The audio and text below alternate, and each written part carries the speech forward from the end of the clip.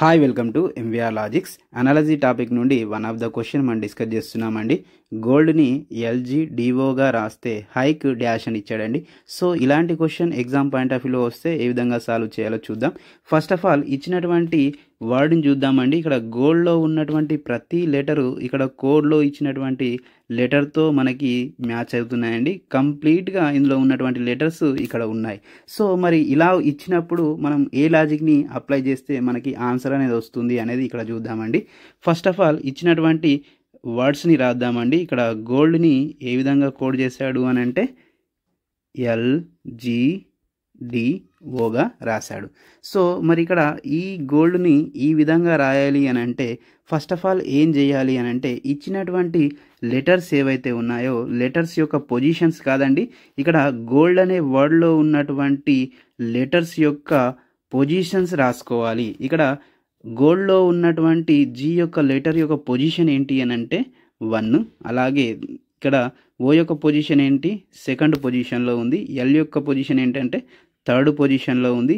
D యొక్క position ఏంటంటే మనకి ఫోర్త్ పొజిషన్లో ఉంది. సో ఇలా రాసుకోవాలండి. అంటే ఈ విధంగా వచ్చినప్పుడు మాత్రమే. సో మరి ఇక్కడ 1 2 3 4 రాసాం.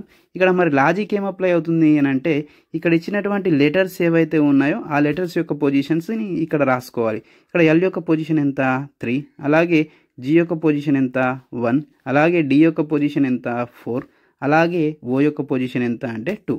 సో మనకి ఇక్కడ ఇచ్చినటువంటి వాల్యూస్ యొక్క పొజిషన్స్నే ఇక్కడ రాసాం. అంటే మనకి ఏం లాజిక్ అనేది తెలియాలి అని అంటే 1 2 3 4 అనేది ఇస్తే మనకి కోడ్లో ఏం రావాలి అని అంటే 3 1 4 2 అనేది రావాలి. ఇదే లాజిక్ని మరి హైకి అప్లై చేసినట్టయితే HIKE, ఇక్కడ ఇది 1, ఇది 2, ఇది 3, ఇది 4.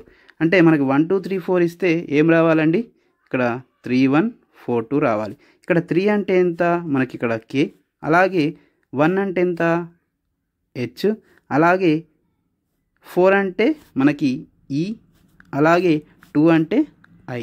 అంటే హైక్ని ఏ విధంగా రాసుకోవచ్చు అంటే KHEIగా రాసుకోవచ్చు. Option B is the right answer. మన వీడియో కనుక నచ్చినట్టయితే లైక్, షేర్, సబ్స్క్రైబ్ చేయడం మర్చిపోకండి.